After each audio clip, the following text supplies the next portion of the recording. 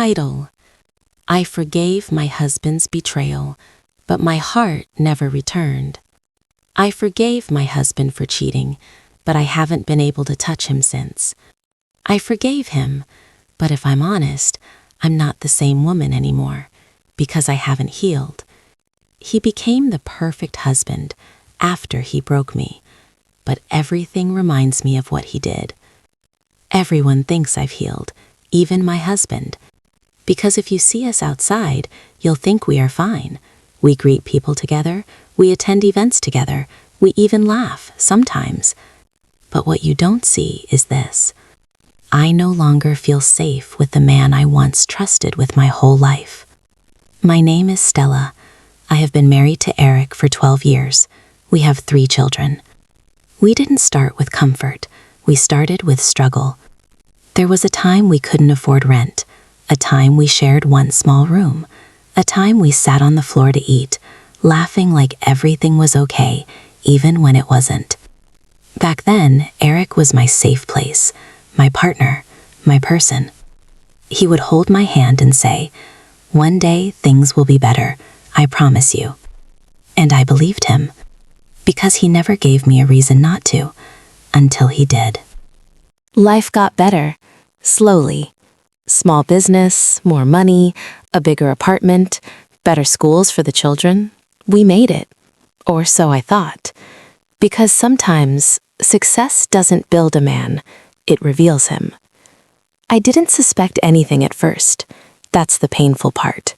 He didn't change drastically, didn't become rude, didn't become distant.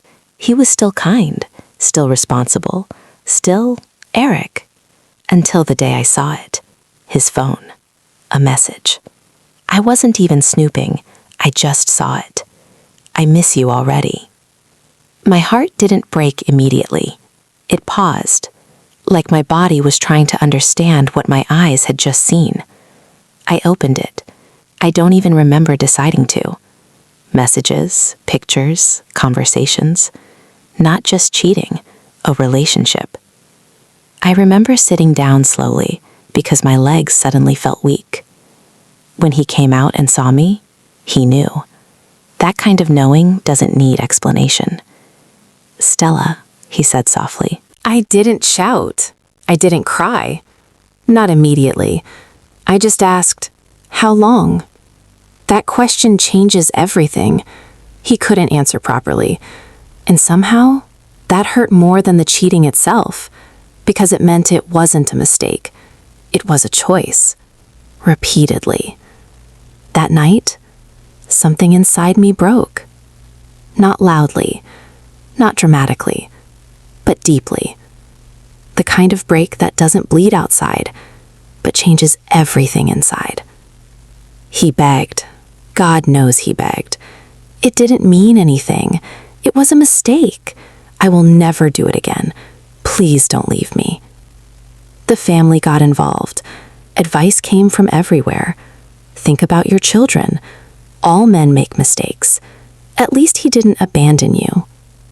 And slowly, I did what everyone expected. I forgave him. But nobody told me something important. Forgiveness is not the same as healing. Because after everything settled, after the apologies, after the promises, I was still broken. He became better, more attentive, be more careful, more present. He would call more, check on me more, try to help more. Sometimes I would look at him and think, why couldn't you be this man before? But even with all that, something inside me refused to respond. At night, when he touched me, my body would stiffen. Not because I hated him, but because I remembered. Everything. The messages, the lies, the way he gave a part of himself to someone else. So I started avoiding him. I'm tired. Not tonight. My head is aching. Excuses. Soft, polite, but consistent. He noticed. Of course he did. One night he said quietly, "Stella, you're far from me." I forced a smile. No, I'm not. But even I could hear the lie. The truth was, I didn't know how to come back. Everything started triggering me. His phone ringing, his late arrival, even silence. My mind would start running, asking questions, creating fears. One evening, he dropped his phone near me and said, "You can check it any time." I looked at him. Then I said something I didn't plan. "The problem is not your phone anymore. It's my mind." Silence. Because that was the truth. I had forgiven him, but I had not healed. And slowly, without even planning to, I started becoming someone else. Colder, quieter, less patient. Sometimes I snapped at him. Sometimes I ignored him. Sometimes I just shut down. Not because I wanted to hurt him, but because pain had changed me. And one night, he finally said it. "I know I hurt you, but now you're hurting me too." That sentence broke something inside me, because it was true. "I don't know how to be soft with you anymore," I said, my voice shaking. Silence filled the room. Then he asked the question I wasn't ready for. "Have you truly forgiven me, or are you just staying?" My heart pounded. I looked at him, really looked at him. The man I built my life with. The man who broke me. The man trying to fix it. And the truth came out before I could stop it. "I forgave you," I whispered, tears falling. "But I don't feel safe with you anymore." Silence. The kind that changes everything.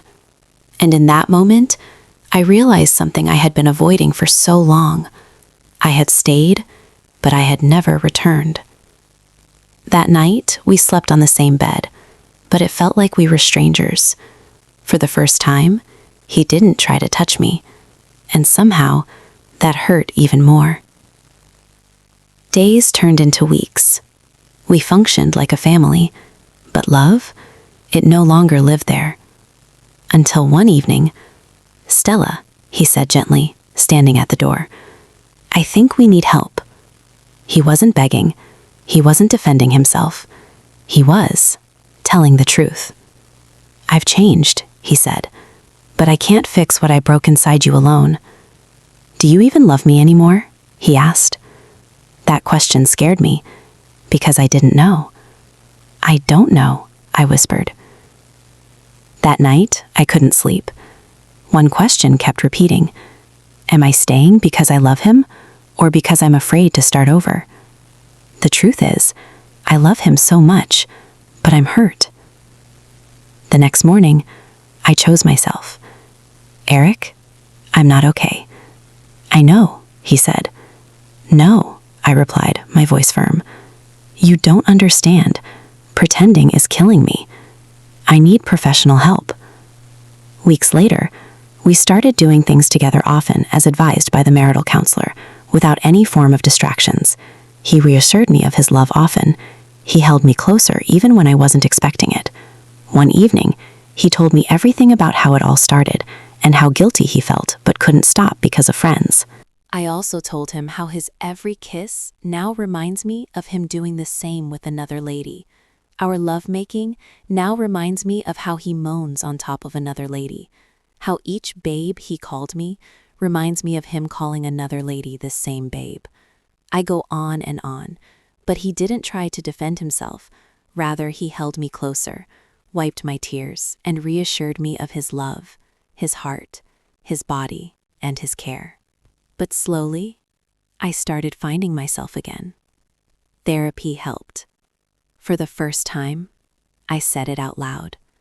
I love you, and I meant it. Meanwhile, Eric didn't stop trying. But this time, no pressure, just consistency. Months later, we were at a park, watching our children play. It felt different, calm. I miss you, he said. I miss you too, I replied. Do we still have a chance of returning to our old self? He asked. Yes, I said, smiling beautifully, because I finally understand. Love can survive betrayal, but only if healing is real. As we stood to leave, Eric reached out for a kiss, then stopped. I noticed. I hesitated, then gently placed my hand in his. Not fully, not firmly, but enough to say, I want it too, and my love is for you, and you alone. Then we kissed so passionately, for the first time in a long while. The end.